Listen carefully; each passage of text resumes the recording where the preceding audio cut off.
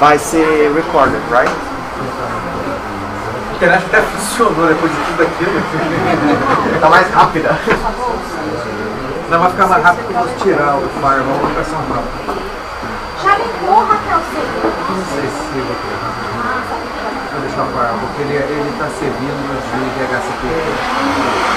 Só que esse é o número do device.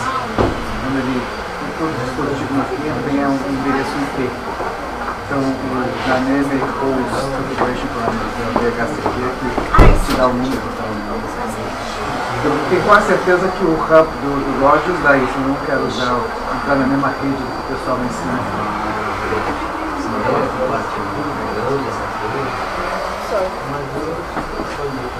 Depois tem que guardar aquela...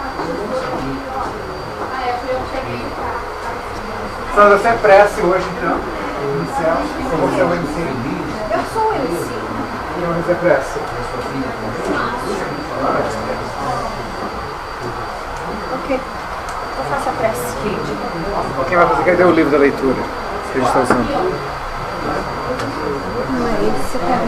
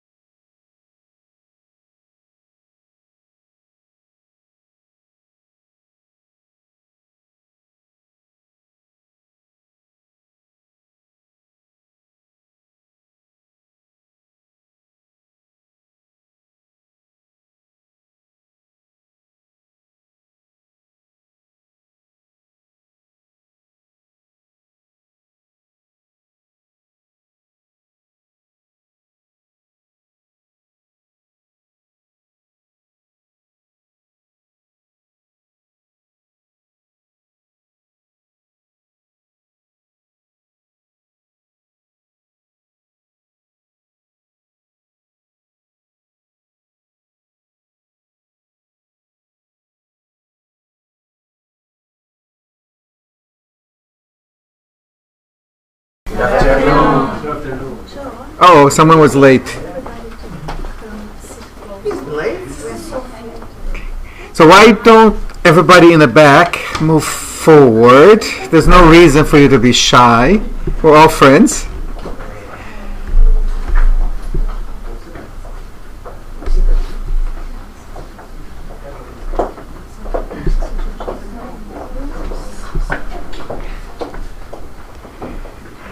So I'm going to try this one more time. Good afternoon, everyone. Good afternoon. Thank you. Welcome. Glad to have you here today. Today is our Lunch and Learn Day. So we have some delicious food waiting for all of us when we're done. And because I've been asked to keep the lecture short, so we have more time to eat. It will only take an hour and a half for the lecture. The theme today follows the theme of the month, which is Joana de Angelis. Joana de Angelis, the guide spirit for our dear Divaldo Franco, has helped him write many, many books. There is a series called the Psychological Series. So I'm going to be talking about one of those books called Adolescence and Life.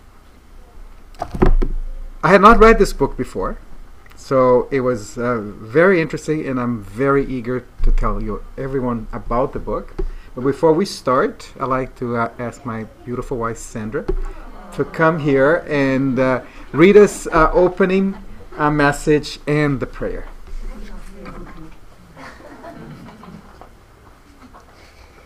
Okay, so today our message is from the book Our Father by the Spirit Meme and psychographic by Chico Xavier.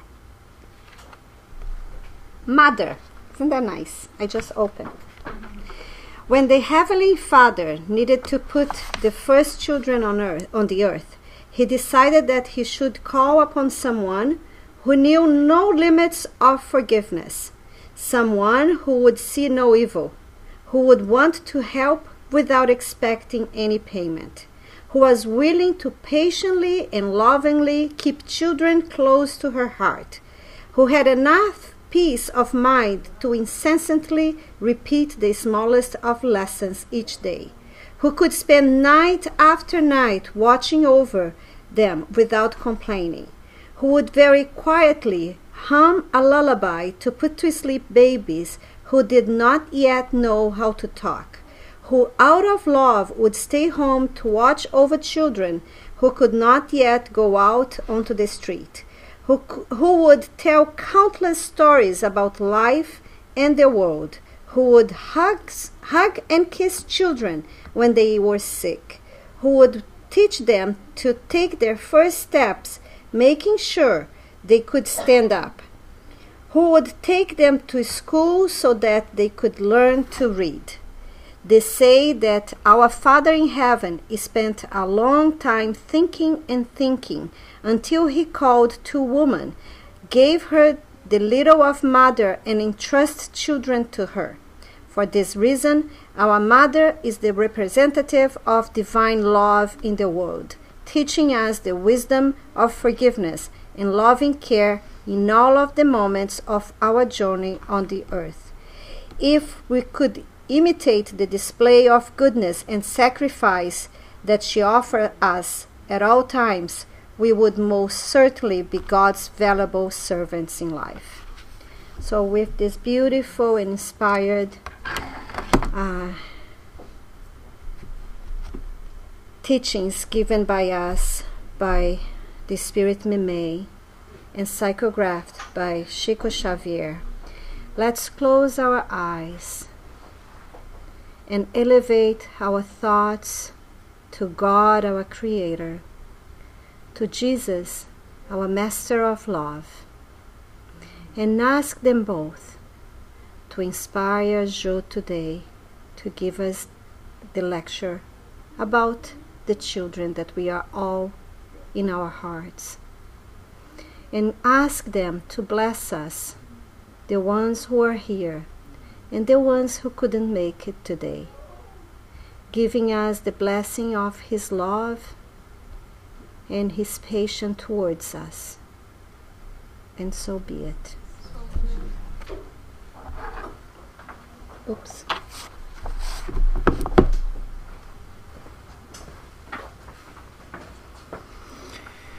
So, Joana de Angelis, it's been a very exciting month where we explored a number of different facets of this wonderful spirit that has inspired Divaldo so many times in so many books. In the psychological theory series, many of the books are about self-knowledge, self-improvement, because we know that that's something very important for us as spirits in our evolution. Excuse me. The book I'm going to talk about today, Adolescence and Life, it's a little bit different because it's about improving someone who's been given to our care by becoming our child. It's no less important to help them, and Joanna goes through a lot of step-by-step information on why is it so crucial that parents provide the love, the guidance, and the care to their children, especially during the teen years. I'm glad to see that we have a teen here watching us. Except for her, all of us have gone through this. We probably have some good and some bad memories of what it was to go through those years. And having read this book, I wish I had read it before my daughter was a teenager at the time. Why is that? Well, let me talk about the book itself first. So the book was psychographed by Divaldo Pereira Franco in 1997, authored by Joana de Angelis. It deals with the challenge that we also must pass through in our formative years as adolescents. It provides spiritist context, explanations, and guidelines for both parents and teens on how to best experience this time in their life. So it's not just about the teen experience, which is very crucial because it's a difficult time for them, but also for the parents. It's no easier on the parents having to guide young adults into the next phase of their lives. Reading this book was an interesting experience. I read it in 2 sittings. Probably it took me about 3 hours. I said, it's going to be easy to prepare this presentation, right? Well, it took me over 6 hours to prepare the presentation because I only have about 45-50 minutes. And the first 3 hours, I already had like 60 slides. And I was trying to see if I could summarize the book, but I failed because I could not find better words to express the ideas, express the suggestions than Joanna had given us. I felt fairly humble by the fact that every paragraph, or many of the paragraphs, not every, but many of the paragraphs, are little life lessons in their own. So you see, I'm trying to get you interested in reading the book. So let's get started. And Joanna brings us this quote from the Bible, from the Ecclesiastes 11:9. You who are young, so you who are young, be happy while you are young, and let your heart give you joys in the days of your youth. Follow the ways of your heart in whatever your eyes see. But know, and there's always a but, but know that for all these things God will bring you into judgment. So it's a period of exploration, of experimentation, of setting your own limits. But it does not mean that it does not come without consequences. The law of action and reaction, cause and effect, cannot be changed. Even if we want to forgive the youthness of our teens, they may not know better. But we know that God has given us all of the tools when we're created as spirits many, many centuries ago to deal with these things. So how do we reconcile this? How do we try to survive, some people would think, but most important, experience this transition in your life? From now on, every single word you're going to see here is a quote from the book. As I said, I could not have written this any better, so why try? So right in the introduction, Joanna tells us why this book is important. She says, it is urgent for parents and educators to commit to a re-evaluation of the moral conduct intended for the new generations in order to avoid the collapse of culture and civilization, which today are in their darkest period in history ever. Written in 1997, this book is very up-to-date. It's been 16 years, and if anything, many of the things that I read become more relevant, even so today. Such an investment, note the word investment, is not an effort, it's not an obligation, it's not something that we want to just do it because we have to, but it is an investment. Investment in our children, because one day we will come back and maybe they will be guiding us in the future. Yes. Which cannot be delayed. This investment that cannot be delayed is of vital importance for the formation of a new humanity and should start with children and adolescents. How do you say that word? Adolescents, thank you. Before ideals of beauty and purpose that they should have in respect to life become hindered by compromises of a negative moral nature. So we read in the Spirit's book, and there's at the end there's a question from the Spirit's book, that children are made innocents for a reason, even though the spirit that lives within them is an old ancient spirit, which by no means can be described as innocent.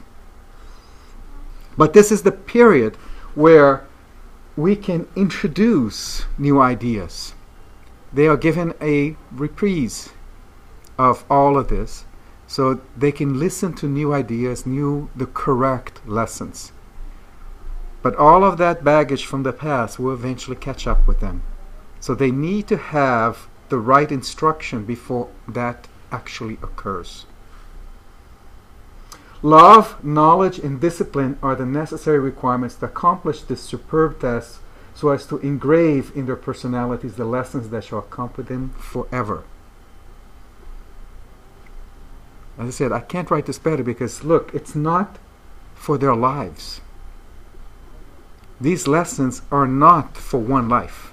They are forever, for all of the lives that they will have, and we will have, because we will learn along the way as well.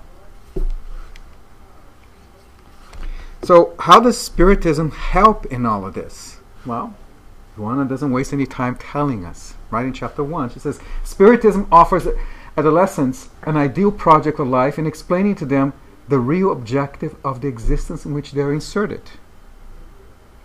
It's a confusing time. So what is the remedy for confusion? It's knowledge. It's information. It's explanation. Especially teens. They're very anxious to know why.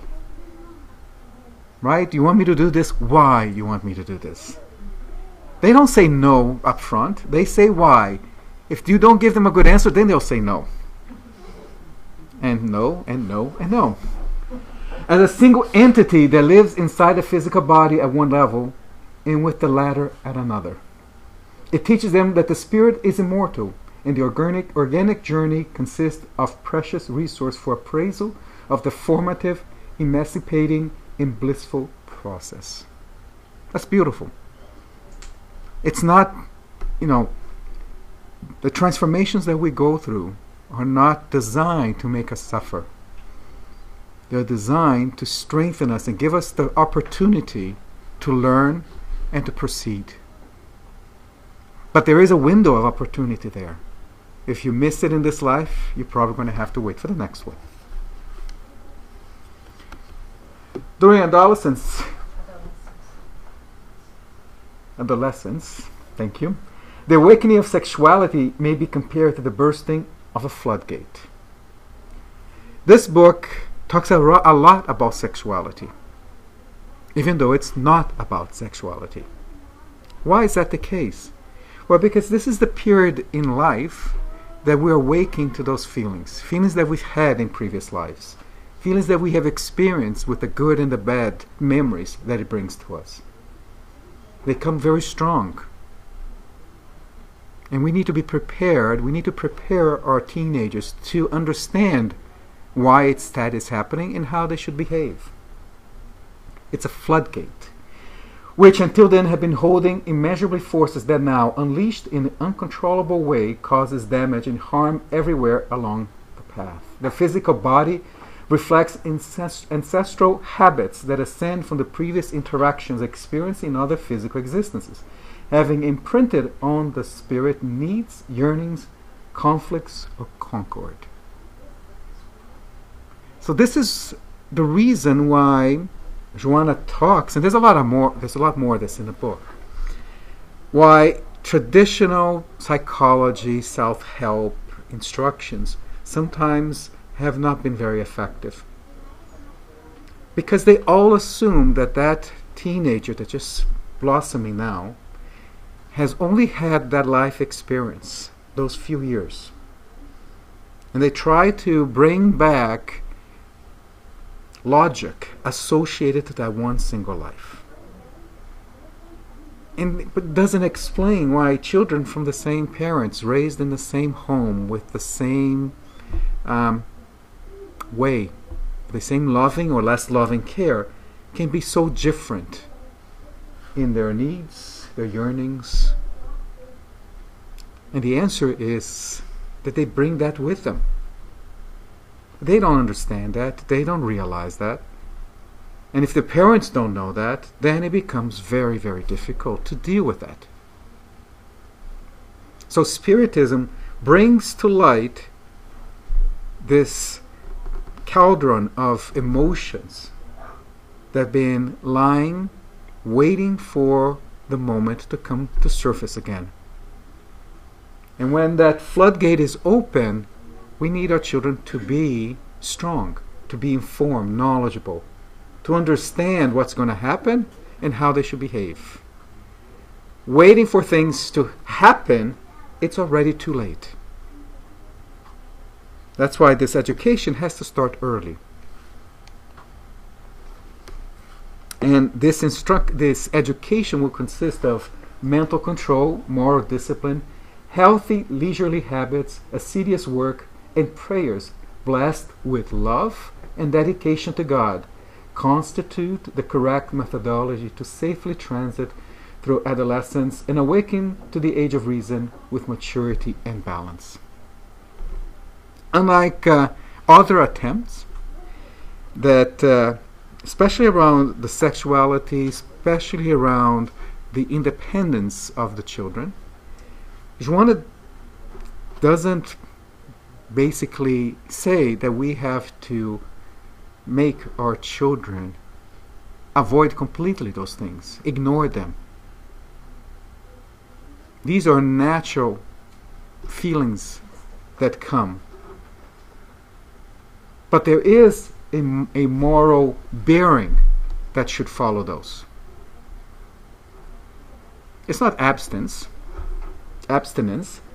but it is recognition that done in the wrong way, first it will harm you, the child, it will harm your parents, and will create scars that could take years, if not other lives, to fix.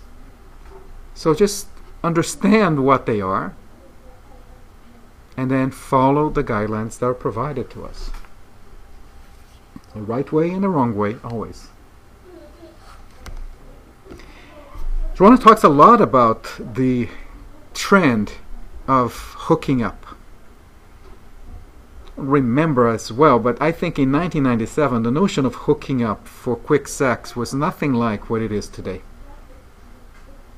The stories we hear about young teenagers experimenting with these things is growing more and more. And what she says is that sex without love is a brutal aggression in the search for fleeting pleasures and is of disastrous consequence to the individual, for it provides neither satisfaction nor tranquility. And this is in fact what we're finding with our teenagers today, even young adults. They feel empty. They could have the quick satisfaction of the conquest, of the experience, But once it's done, there's nothing left. So, realizing that intimacy is a contact that is very dear to us as social beings. We're basically creating aggression against that feeling of intimacy. Because sex without love is not intimate. It's cold.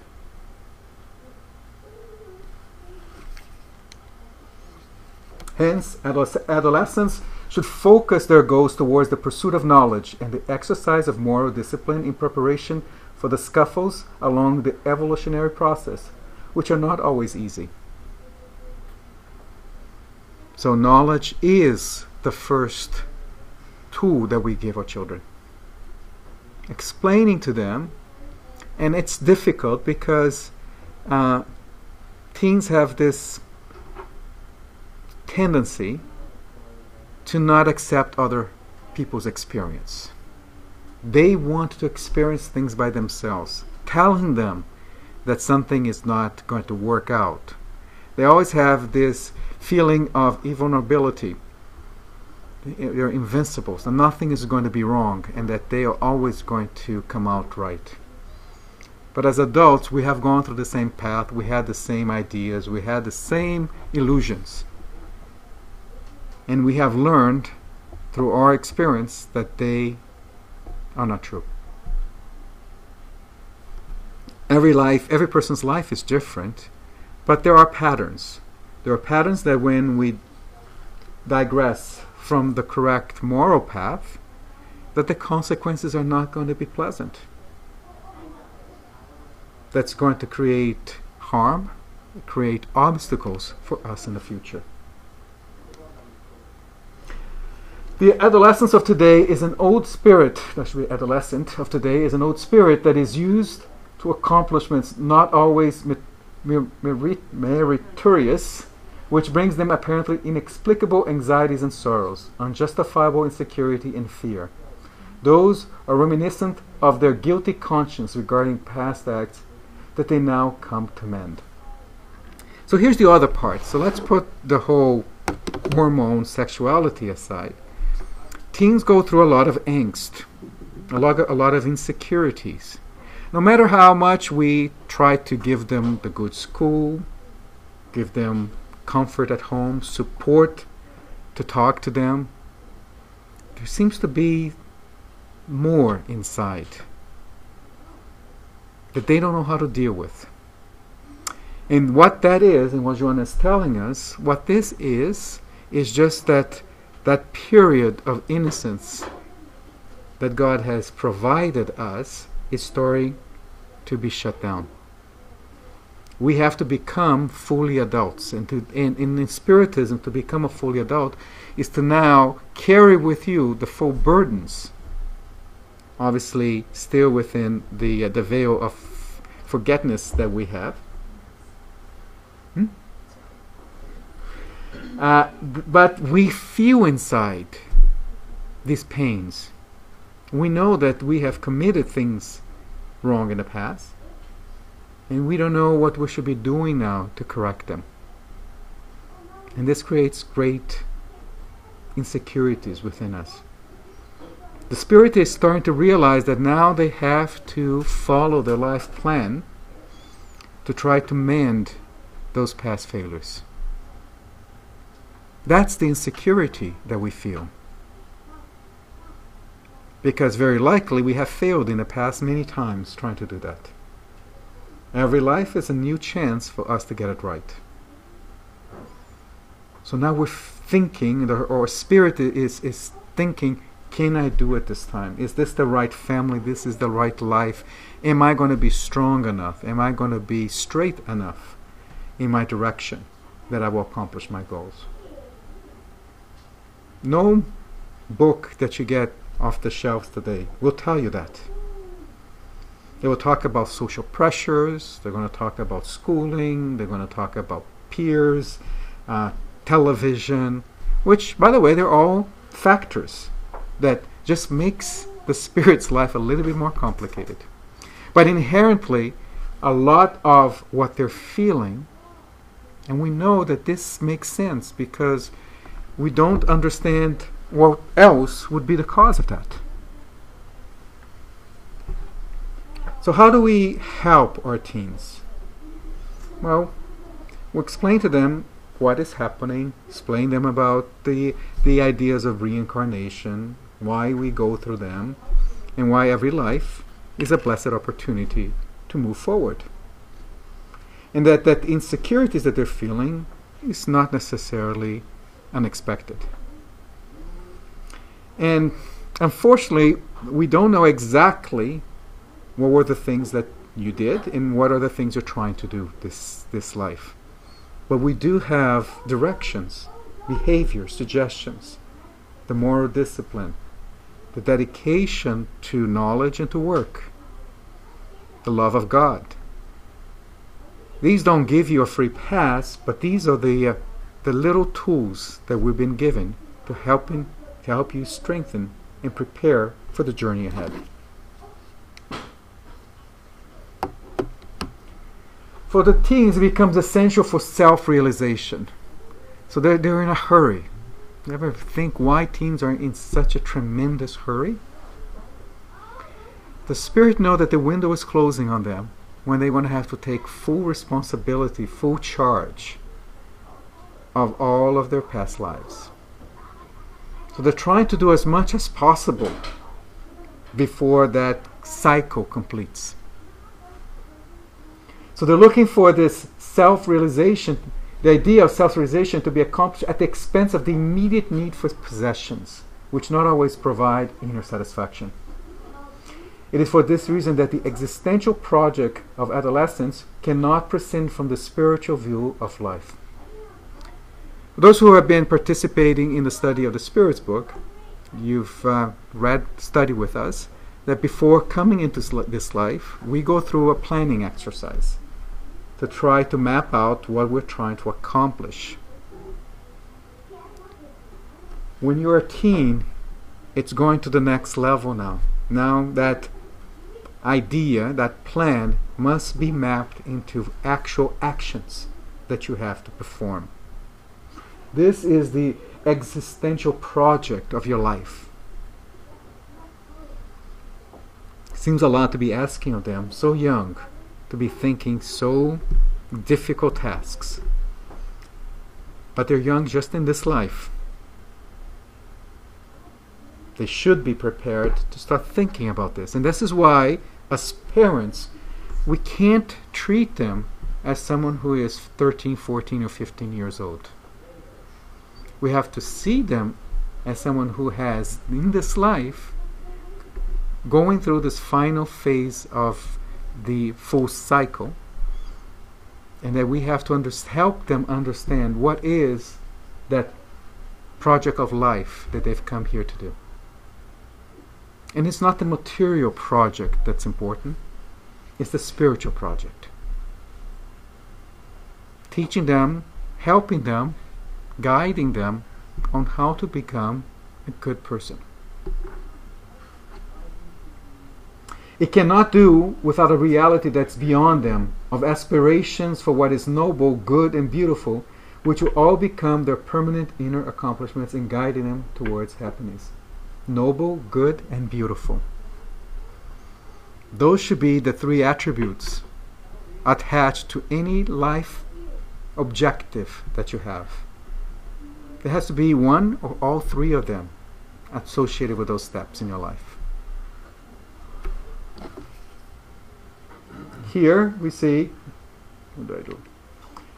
We have these guys seem to be not very happy, right? And we see a lot of teens that go through those phases. They become grumpy. They become disillusioned in some ways.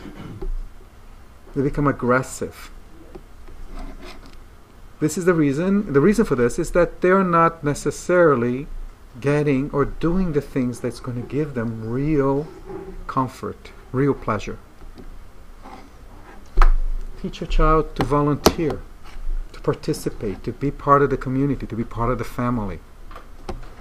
Little things. It doesn't have to be to transform the world. It's just to teach them to learn to enjoy to be with others and helping others. Those are things that will give them more pleasure than reaching the next level in their video game. And once they do, the next thing they want is to go to the next level. They're never happy. But, life in family is not always easy.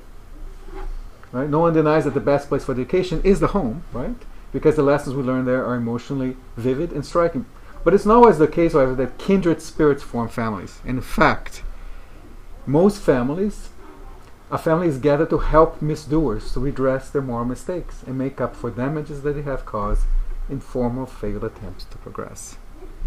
Not uncommon that family that has 3 or 4 multiple children, that 1 or 2 of them are very problematic, very difficult, very challenging, that requires most of the attention of the parents, in detriment of the other children who are well behaved, who do everything that you want. So comes the idea of the squeaky wheel, right? Gets the oil. But the fact is that those spirits have come into your family for 2 reasons. 1, because they need you. 2, because you have accepted to take care of them. You have taken on that responsibility as a parent in the spiritual world. So we cannot walk away from them. Doesn't mean that we're going to succeed. If we fail, it's not because necessarily we were incompetent. It's because the challenge was just too difficult for a single life. And maybe that combination is going to happen again in future lives. So in this way, the family is the moral laboratory. This is where we mix things up. This is where we try things. Because that's important. Never give up. Never stop trying different things if the things that you tried have not worked. Maybe it's because that spirit has already seen that in previous lives and it hasn't worked before. So we have to be stubborn as parents.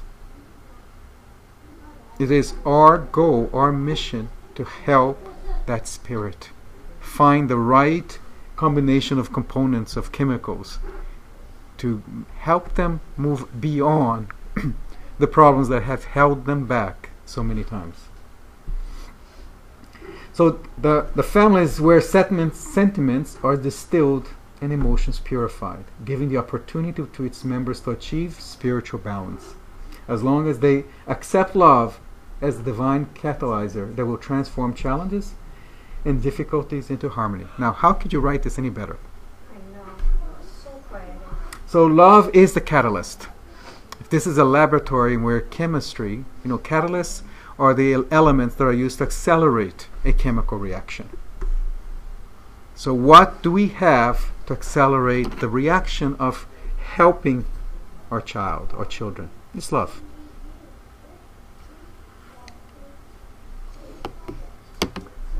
Now, sometimes it's not the child who is difficult. Sometimes the parents are the ones who are maladjusted, or they have problems among themselves. So what happens then, right? It's kind of the reversal of the roles now.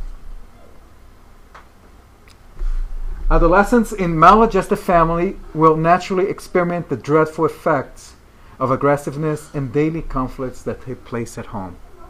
So in the time they need most attention, love, guidance, direction, the parents are fighting with each other. They're divorcing. They're interested in their career and they forget about the child. No doubt this is the heaviest duty that an adolescent can manage. To pay such heavy toll, that is to comprehend those who should be comprehending them. To help those who are older and therefore more experienced and had the obligation to understand and guide the younger ones. You know what? That happens a lot. It is the child who becomes the parent.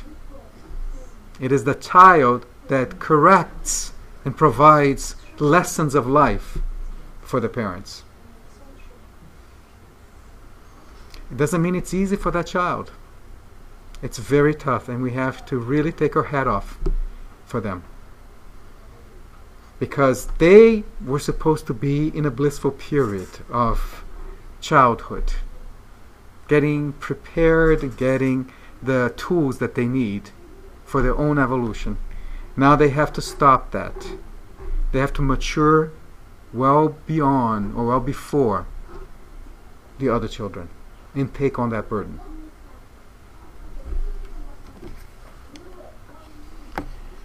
Nevertheless, whatever side the adolescents find themselves, they are fully capable to understand the frailty of parents and siblings and to acknowledge their merits. Ron is telling us that nobody is all bad or all good. We are all imperfect. Perfection does not live in this world. It never will. So for the child, as we're teaching them, we can't be perfect to them.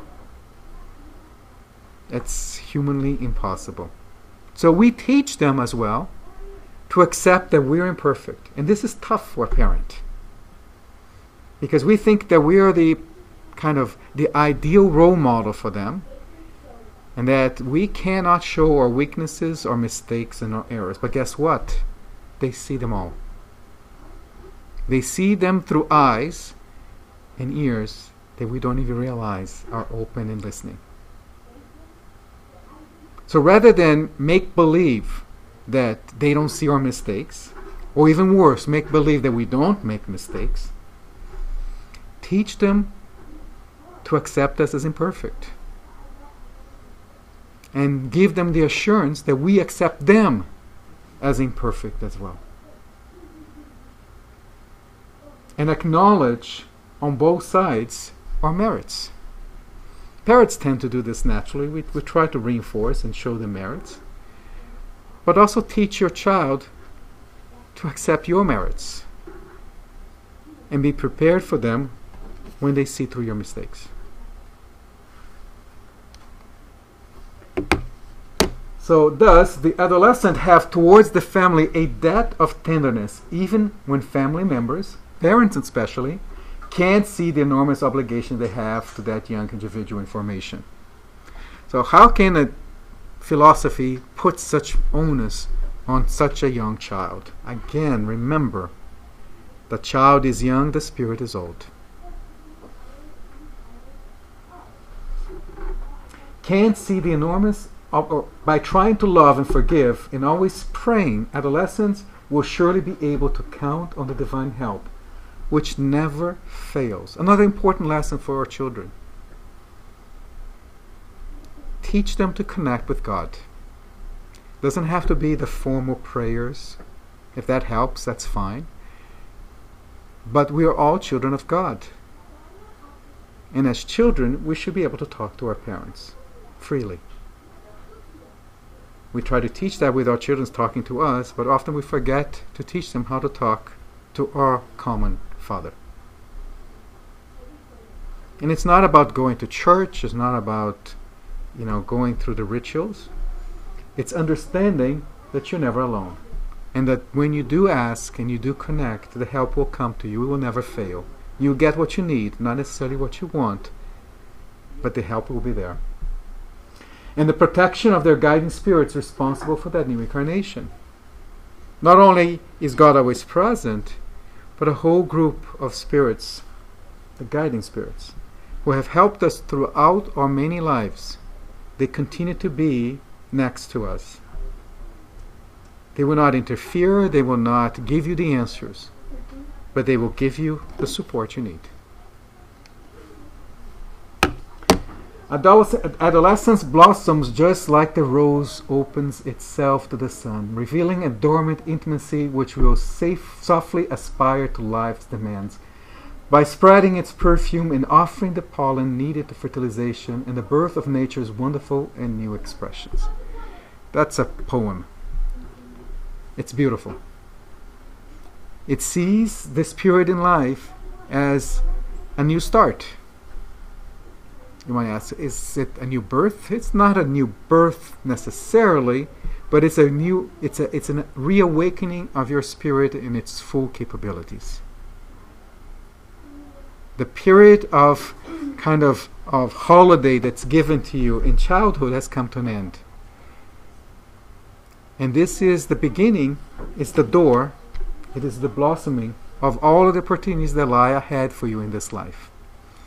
However, next to the beauty, there's the beast.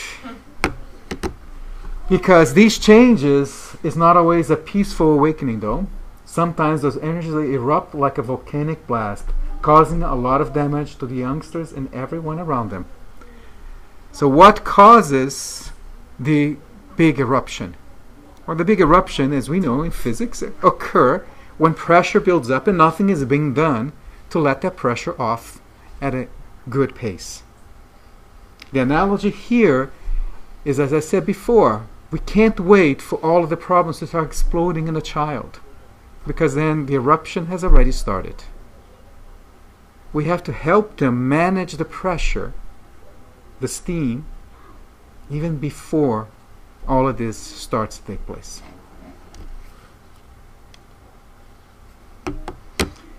So the identity of an individual is fundamental. And one of the things that teens are trying to discover for the remaining of their life at that point is, what is their identity? Who am I? Joanna tells us, by carrying the sum of personalities lived in other incarnations. So the answer, who am I, begins in who was I before. And now, who can I be next? The adolescents' identification with the world they are presently inhabiting demands time and maturation, during which period it is made possible for them to acknowledge who they really are and what they really want to achieve. That is this period. This is the formation of our personality, of our identity. However, as they still haven't fully developed their sense of judgment, almost always they prefer immediate solutions because they are simpler. So knowledge is the tool that we can give them to understand that simpler, faster, more intense is not necessarily better. It's not necessarily the right way to proceed. Each person, each one of us, is an individual in itself, possessing unique traits and personal characteristics which cannot and should not be cloned, or the very idea of individuality will be lost. How many parents we've heard try to make their children proxies for the lives they didn't have? That is probably the most ignorant thing a parent can do. Your child is a spirit that has been following a specific evolution path. We are different spirits following our path. To think that our paths are so linked that they can continue our direction or our desired direction is foolish and dangerous. It will frustrate you and damage your child. The source of idealism, this is why the pink lens is here, looking at the world. The source of idealism is found within the human being and should be nurtured by parents so that the positive traits of their offspring can come forth. That's one of the beautiful things about being young and a teenager, is your idealism. You're full of possibilities. You see life as a blank slate ahead of you, and that's the way it should be. But you have to start putting boundaries around that white space so it can help you direct your energy and your actions. Adolescence is still the time of molding, adaptation, and transformation, which requires patience and a great deal of psychological skills. And this is, as parents, that sometimes we're not prepared. Right? We want to teach our children the way that we were taught by our parents, or we want to teach them exactly the opposite way that our parents taught us because we didn't like the way that we were taught. But maybe neither of these approaches is the right way with your children.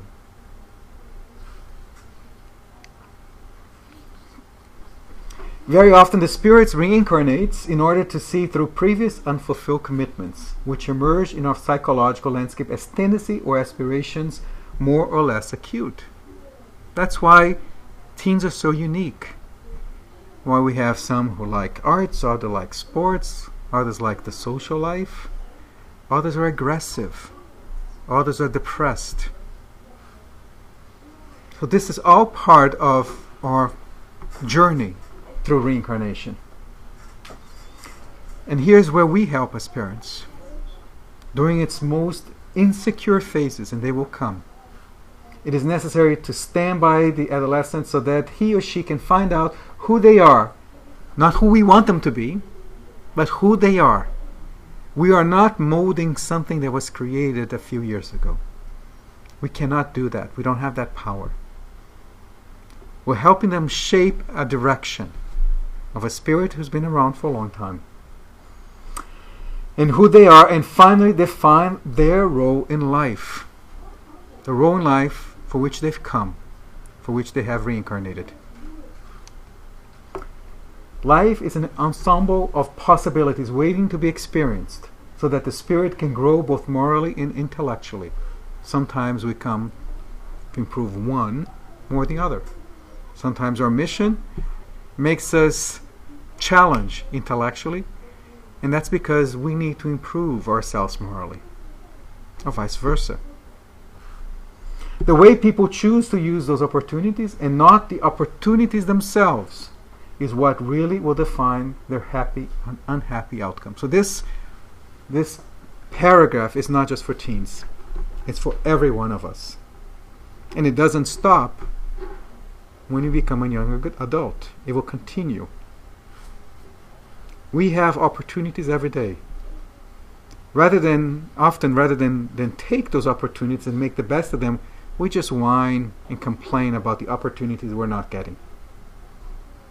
And we just waste our time. Let them pass.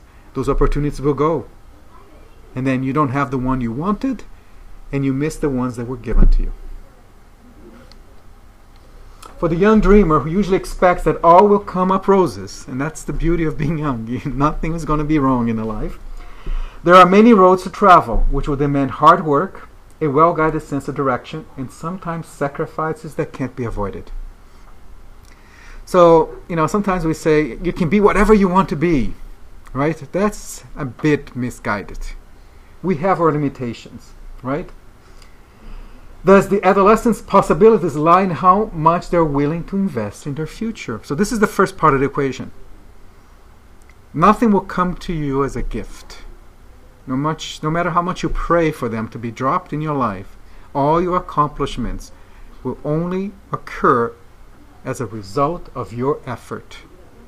You get from life what you put into life. Key lesson for our children, and we can't forget for us every day. It is not enough to idealize and aspire. We need to start there, but that's not enough. One must produce and persevere. How often we look back in our lives and think, you know what? I had these problems, I gave up too early. Maybe I should have stuck a little bit more. Sometimes we stick around too long, but that's another part of the lesson. Adolescents must never fear the future. We should not give or introduce fear of the future, for that would stifle their aspirations. Nor ever underestimate those everyday lessons that come to them as warning messages to steer them back to their course. Don't fear the future, fear your bad actions, your bad decisions. But if you do make them, and by the way, you will make a lot of them, as we will continue to do so in our entire life, look for the lessons. They come to you. They tell you what happens when you do the wrong thing.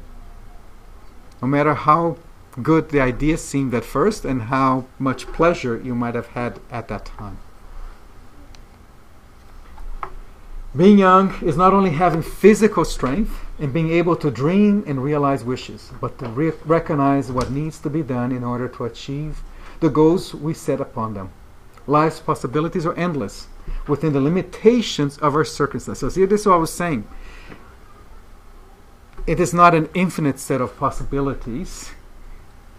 They are limited by our circumstances as incarnates in the stage of evolution each one of us is placed. So our life story, and not this life, our evolutionary story, provides some limitations on how much we can leap forward. It doesn't mean that we're going to be unhappy, because we're going to have other opportunities to continue that evolution. And that's the beauty of accepting reincarnation. Because we are not bound to get everything right in this one life. Because if one thing is certain, is that we won't. As a consequence of great advances in knowledge and technology, the onset of adolescence has been anticipated, particularly for girls, due to the premature mental stimulation and the contribution of the means of communication, which subject adolescents to the ongoing variety of projects and necessities, and eventually to disappointment. Life is fast now. Kids are being asked to mature way too young. I think it's natural that as our planet and as our biological body evolves over the years, that it's going to be more prepared to take on those needs. But at this point, we're in transition. Technology has pushed our moral strength to the limit. Communication, images, television, media, all this is creating a new kind of mixture that's volatile and dangerous. We can't avoid it. We can't hide from it. But we just have to figure out what's the best way to deal with it. Social life will be tedious and retrograde indeed if we were to move forward without the inevitable changes imposed by progress and worked out by the new generations, sometimes inspired by philosophical or scientific thinking, idealism about beauty and art, religion and technology, which all find in youth their driving force. That's why we can't imprison these idealisms, these ideas. They are the ones that move society forward. They're the ones that are going to help us in our future lives as well. Nevertheless, this does not mean one must accept every inappropriate or illogical imposition or morbid indifference towards the social process. We see scandals or boundaries being pushed, either through violence, sex, drugs. These all touch parts of our spirit that reminds us of things we have experienced in the past, awakens our curiosity. But if they are shown without the true consequence that come out of them, we're giving the wrong knowledge to our children. We're giving them a false idea that all can take place and nothing bad will happen, that it's all good. We as parents, we as a society, educators, friends, family, we have the obligation to not accept that. As before, we can't avoid them, we can't make them go away, the genie's out of the bottle. So the only thing we have is our knowledge and our morals. Those are the two tools that we have to give to our children to help them understand and help them make the right decisions. At the end of the day, we cannot be with them 24 hours a day. We cannot stop them from being exposed to these things. Only a natural approximation of adolescents to their social group through peaceful integration can resolve the unjustifiable assessment of their surroundings, soften the edges of existing difficulties, and work out the differences in behavior. And together, adults and adolescents may advance towards a better future in which all will be present for the edification of good. So this is the hopeful message. This message shows up in chapter 9. This book has 25 chapters. I wanted to go through the 25 chapters, but you see, it's been an hour, and I only got to chapter 9. So just before I talked about the book and what you should do next, Question 385 of the Spirit's book also gives us some guidance. It says, the question is, what is the reason for the change that occurs in a child's character at a certain age, particularly upon leaving adolescence? It is because the Spirit recaptures its true nature. This is what we were talking about. Its true nature that was protected or kind of boxed for a little while finally comes full bloom and reveals who it really was prior to its present incarnation. You do not know the secrets that children conceal behind their innocence. You do not know what they are, what they have been, or what they will be. Nevertheless, you love and cherish them as though they were a part of you. So this is 19th century talking to us around how do we have to always see the children, the babies, the teenagers that are in front of us. So let me talk about the book. 25 chapters, a lot of interesting topics. I only scratched the surface here. So what would I do if I had this book now and I had a teenage? First thing I would do is I would read the book myself with my wife, make notes of each chapter. But then, especially if we're doing gospel at home, I would read one chapter per week with my child. Let them read what I read, and let's see if we come to the same conclusion. Let them learn what Joanna is telling us. Let them see that it's not just the parents saying, but that there's a more profound wisdom behind these things. Joanna never says, don't do this or do that. What she's trying to tell us is that try to understand why you want to do things before you do them. Understand, or at least appreciate, if you're prepared to do them. If you have the maturity. And maturity means, are you prepared for even the worst consequences that may come out of them? It gives you tools. It gives you things to go back and read. Each chapter is a separate topic. It's about 4 or 5 pages each chapter. So take the opportunity, learn, because knowledge is the first step. And then just love your child as they were part of you. Thank you very much.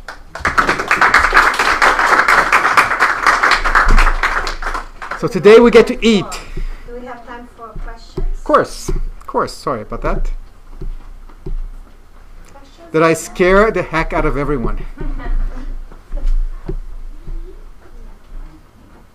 So you're the teenager here today. What did you think? How old are you? But there's no such thing as only 12. You're 12. I thought it was very difficult to listen to it, and it's a lot to think about, and there's two sides to like the story. Absolutely. I connected to a lot of it. And mom?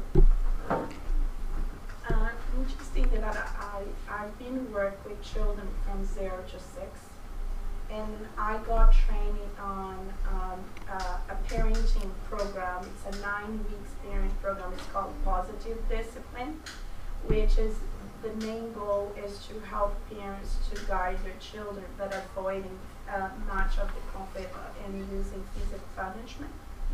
And it's so interesting to hear you saying that the pillars that you're presenting and thinking, that's, as you said, the book related to the beginning of the 20th century, and see them, everything that I've learned on that, which is, it's linked to the new research on this Michigan University in child development.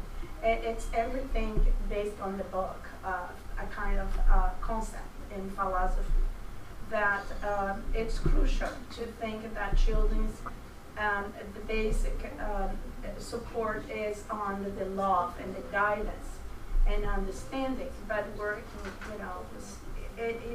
manage the conflict but side by side. not either me here or you are here, which sometimes the authoritarian parents always think, right?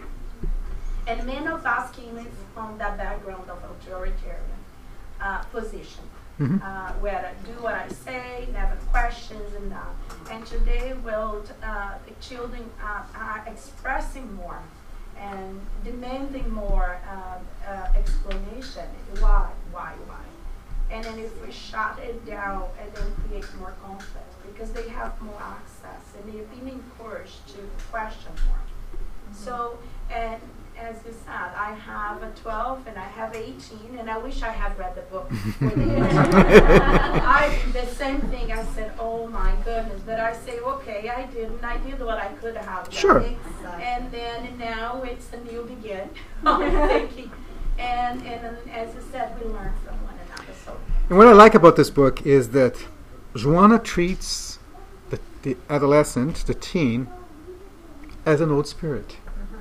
It doesn't treat that person as a child. It treats them as someone who is going from kind of a boxed in or a safe period to a period where they will have to be completely on their own. We think that children become on their own when they leave home.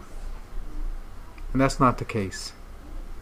The first time they become on their own is when the spirit comes and it's kind of taking that protection is taken away from that spirit.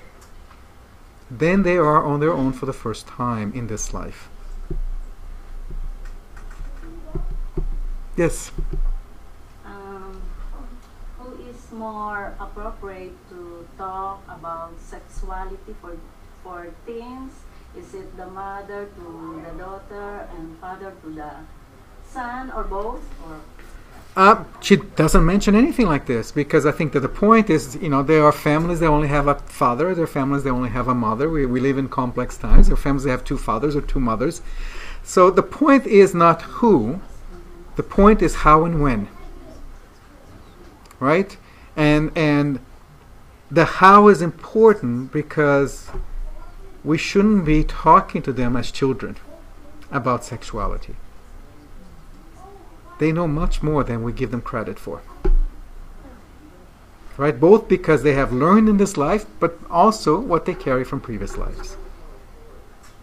It's a natural behavior, a natural instinct, but as an instinct needs to be understood, and we need to have the moral discipline to use that because it is a precious instinct that we have.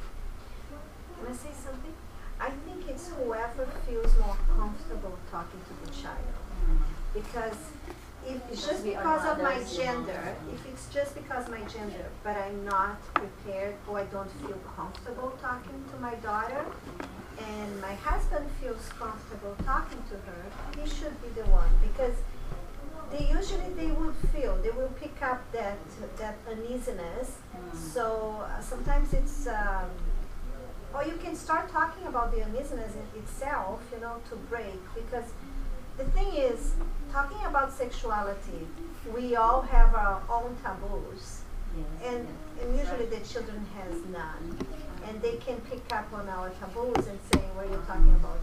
I know that. And in Canada, what I like about here is that they teach sexuality in school.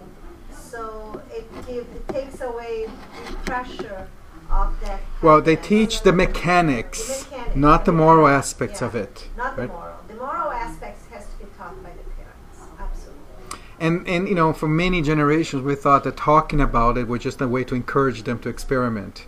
And that's kind of an illusion. Because the desire to experiment is there. If they don't experiment before, is because of fear. But children become more and more fearless. So that's not going to work anymore. So the only thing that they can help is knowledge.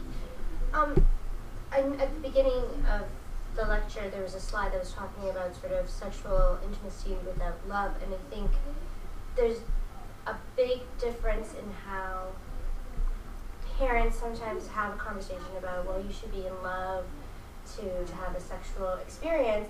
But I think the biggest part, especially as girls, is understanding that it has to be self-love first. Because you could be very quickly, whether you be an adult woman or a teenage girl, very quickly misunderstand intimacy and having your partner, want you as love, and a lot of women seek that out afterwards as opposed to being in love first. Because I think sometimes if you don't even have that, then it doesn't matter if your other partner loves you or not, that intimacy is not going to be there. Or whether you have loving feelings, if you love yourself first, you'll never put yourself in a sexual point that is not necessarily the right space for you to be. So Givaldo does talk about, in a chapter that talks about dating. Seems kind of outdated to talk about dating. But what he sees is that part of what means to be intimate is to get to know each other, to learn from each other, and to grow as they talk. Right? So Sandra's going to be talking about love next week, self-love, love of others, again under the prism of some of the writings of Joana de Angelis. But it is, I can give you an idea of some of the other chapters that I didn't address.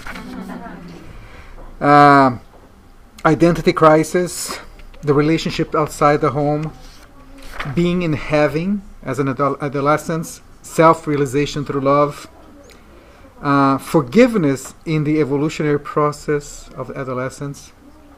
Talk about how psychic phenomena start to sometimes appear at this age. What should we do to deal with that?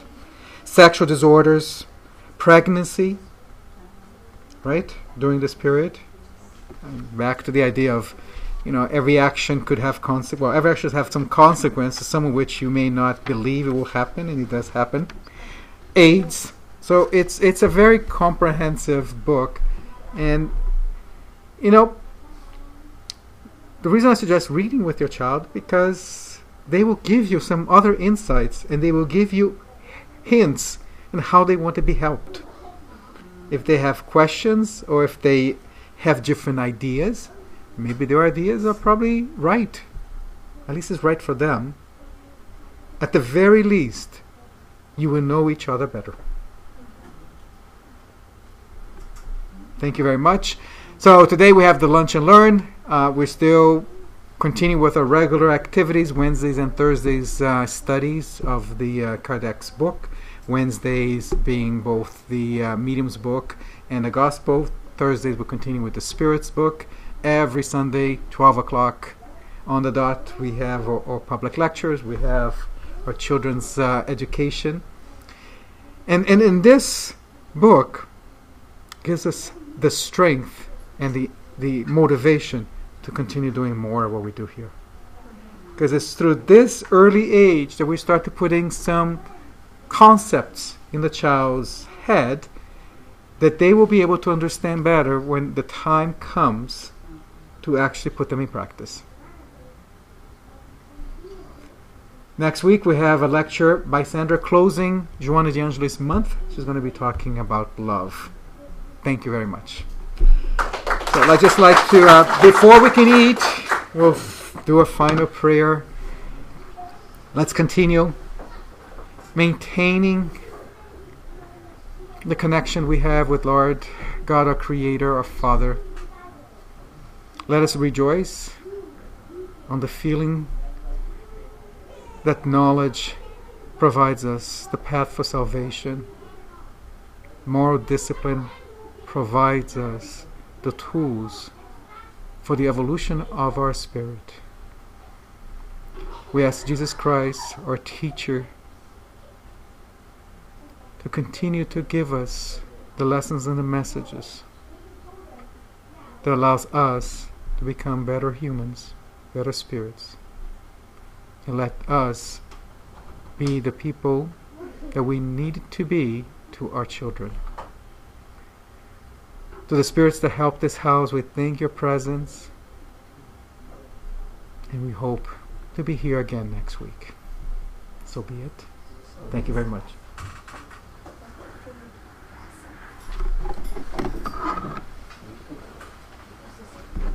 And by the way, I did choose a book that's been translated into English. For those that it's written in Portuguese, there is an English translation.